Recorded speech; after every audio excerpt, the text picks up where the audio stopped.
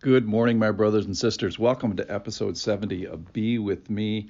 And we are in a passage of a great destruction and second coming of Christ. And I got to tell you, I got the biggest kick out of this day of the Lord.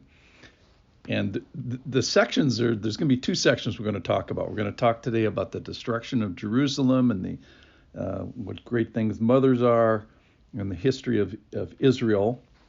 And then we're going to talk about the second coming of man. This is all in Luke chapter 21. This is a passage where Jesus is talking about the end times. So the view becomes very forward looking, at least to 70 AD. That's when Jerusalem was destroyed by the Romans, and probably way past that. And then it looks all the way to the second coming. All right, let me read, and you'll see what I'm talking about. And hopefully you'll get a giggle with me at the end. This is Luke chapter 21, and we're going to start in verse 20. But when you see Jerusalem surrounded by armies, then know it is desolation has come near. Then let those who are in Judea flee to the mountains, and let those who are inside the city depart, and let not those who are out in the country enter it. For these are the days of vengeance, to fulfill all that is written. Alas, for women who are pregnant and for those who are nursing infants in those days, for there will be great distress upon the earth and wrath against this people. They will fall by the edge of the sword and be led captive among all the nations, and Jerusalem will be trampled underfoot by the Gentiles until the times of the Gentiles are fulfilled. Until the times of the Gentiles are fulfilled. He may be talking about the time in Romans chapter 11 where there's these historical dispensations where Israel is the favored people of God, and then they trespass, and then the Gentiles start to come in the time of Paul and in the church age. And the disobedience of the Jews has the good news is it is the time of reconciliation for the world, for the non-Jews. So that's described in Romans 11 as wild shoots being grafted into the kingdom. And we're sharing in this nourishing root of this history of God. But then it says, don't be proud. God has the power to graft in again to their own olive tree, the Jews. So this may be happening. This may be the time that's referred to. Essentially, scholars disagree and they don't know. I also wanted to point out the pregnant women in here. Alas for pregnant women. What's the big deal about women? Well, I think it's a tribute to mother. When a mother's pregnant, it's a commitment, not a commitment for 9 months. It's a commitment for 19 years or 90 years till you die. It's a symbol of perseverance, and it's the long view, and it's the beginning of a commitment, not the end of a commitment. So I just wanted to admire mothers. I think that's kind of a little side thing in the passage.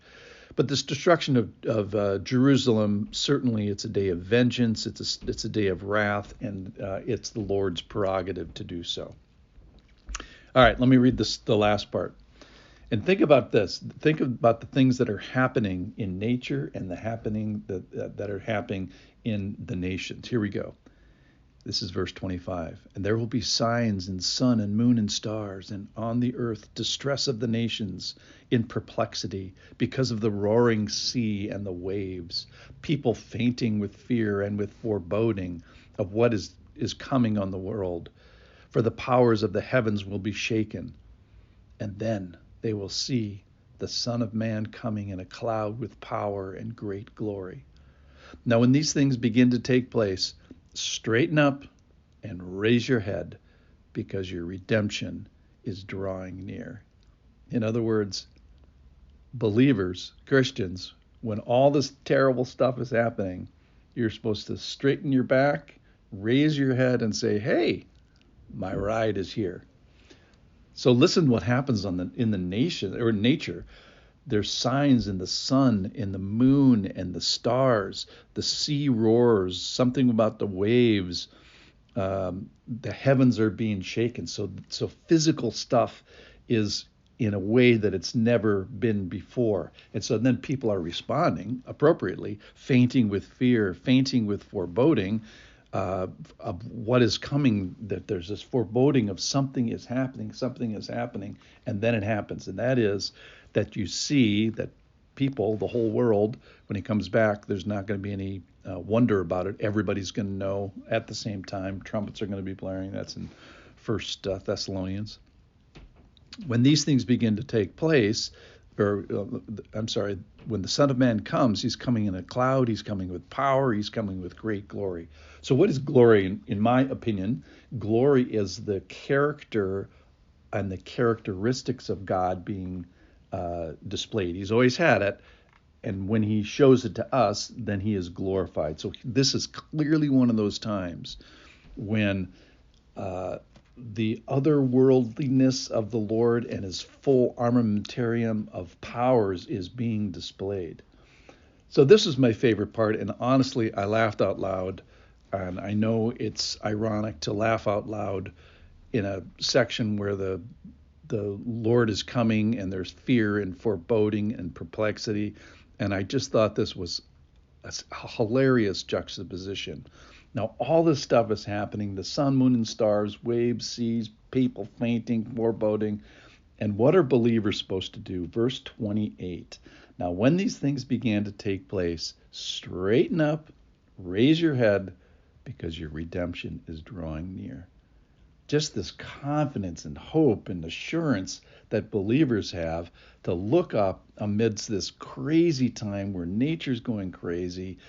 Sights are things you never see before, and then Jesus come back, and what believers say is, "Hey, my ride's here." I hope you join me in that moment. It's going to be a great day for the believers when he comes back.